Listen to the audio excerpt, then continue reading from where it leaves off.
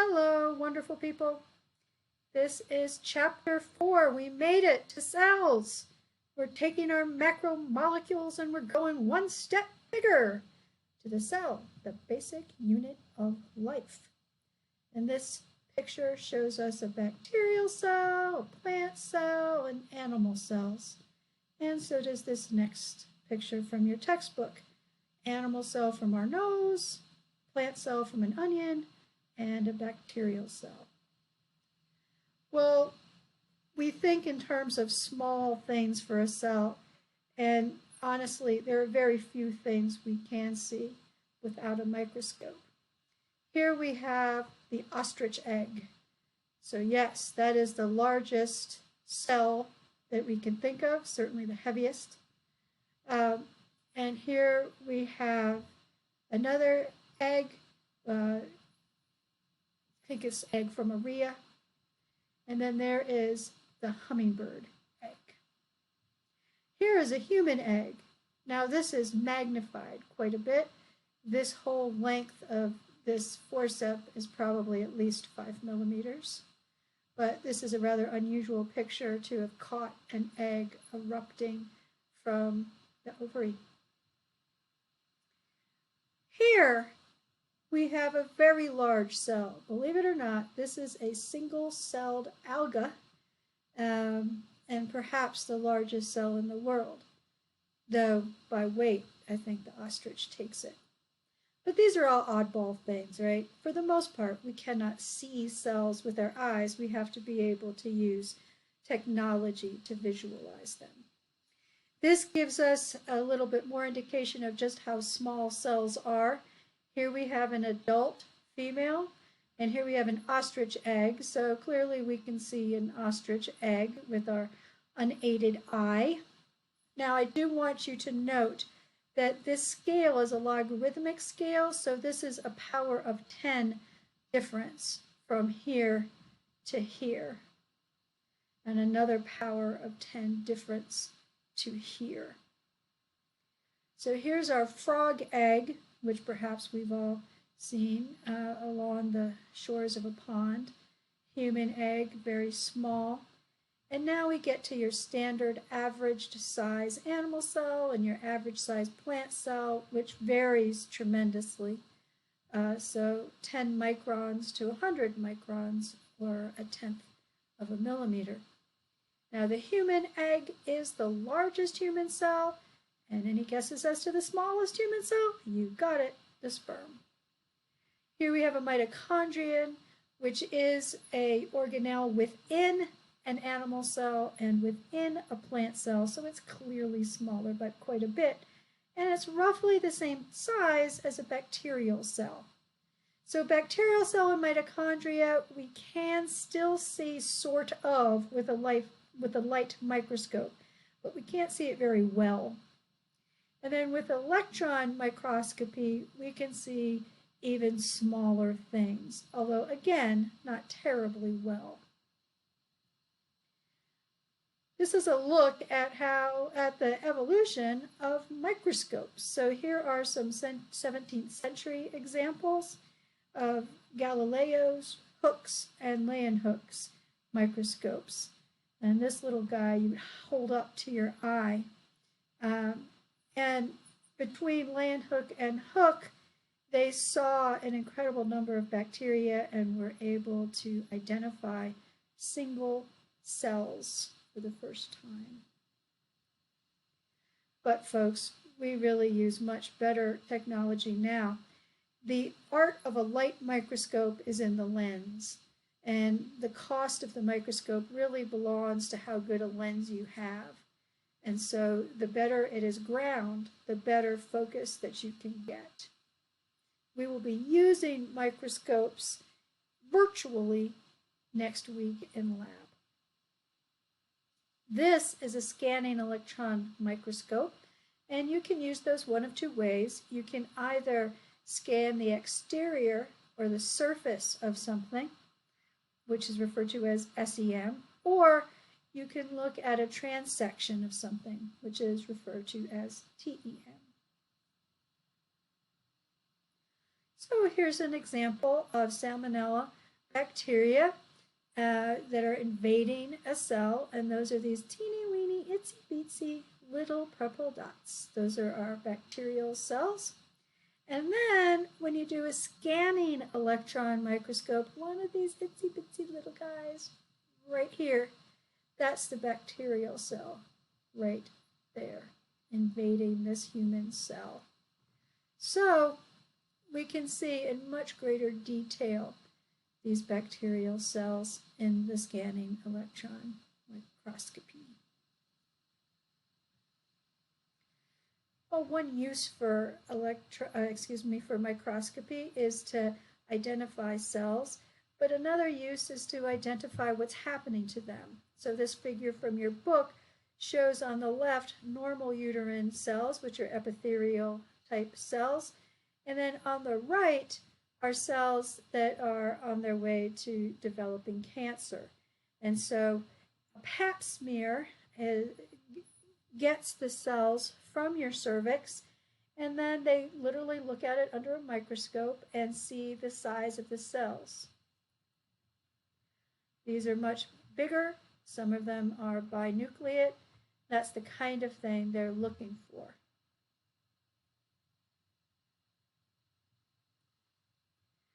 All right, so we're talking about size here. So if a soccer ball is the same size as the Earth, in our new world, how big would an oxygen atom be? So we take a soccer ball and we blow it up and we blow it up and we blow it up and we blow it up until it's the size of the Earth. And we blow up an oxygen atom, and we blow up an oxygen atom, and we blow up an oxygen atom the same amount. How big would that oxygen atom be? Okay, pause and think about it. Okay, 3, 2, 1. A small grape. We got the Earth, we got a grape. So this is just to show you the distinction of how small things are. That a soccer ball to an oxygen atom is as big as the Earth. I would love for you to pause right now and go to Moodle and open up this website and look at this. It's really cool. Shows you the relative size of things. Or if you want to keep going, that's fine, and go back to it. So here we have the evolutionary tree looking at bacteria, archaea, eukaryotic, and eukaryotic cells. Prokaryotes are the bacteria cells and the archaea. They're both prokaryotic. Whereas plant and animal cells are eukaryotic. This is our first major division in cell type, right there. However, you see LUCA right down here, our last common universal ancestor, our last universal common ancestor. So the origin of life here, the first organism, is before the bacteria, the archaea, and the eukarya. Now, what's interesting here is that we have the archaea and the eukarya on one branch, because it is likely that the archaea and the eukarya are more closely related to each other than the archaea are to the bacteria, although both are prokaryotic, whereas we are eukaryotic.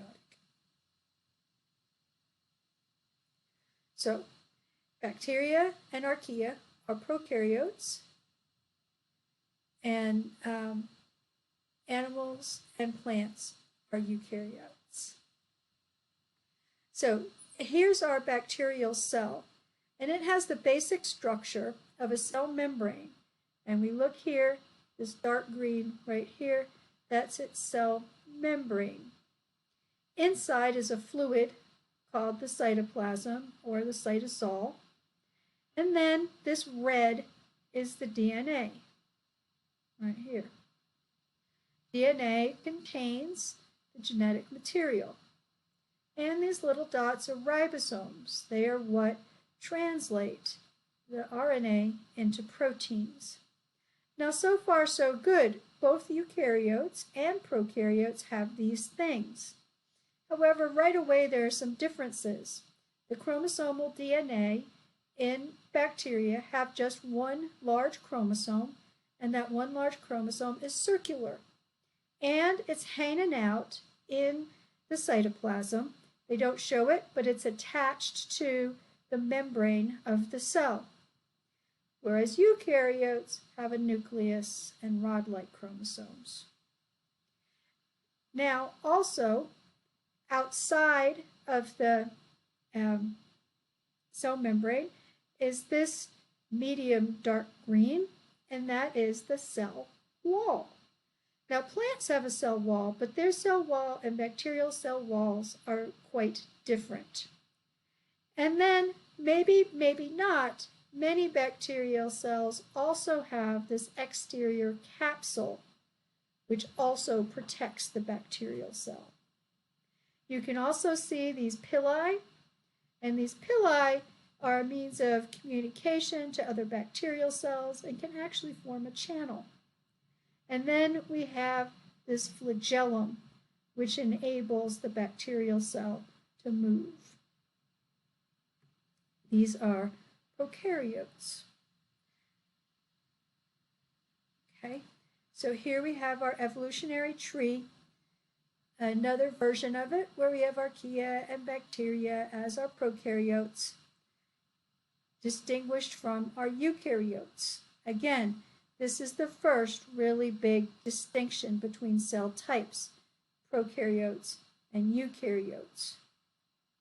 Now, another major distinction between prokaryotes and eukaryotes is the fact that all eukaryotes have many organelles. So they have nuclei, they have mitochondria, etc.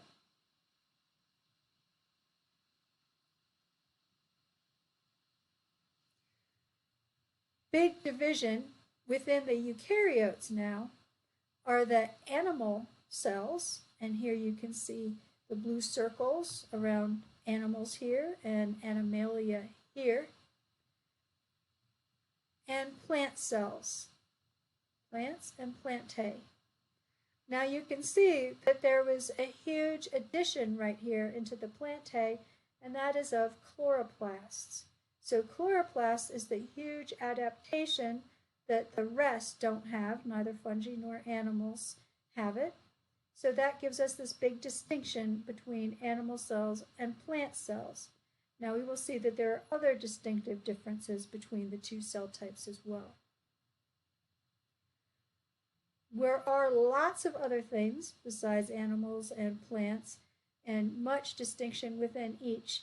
However, we are going to leave that to the great Dr. Tracy Porter with Biology 101 Biodiversity. Highly recommend that you take that.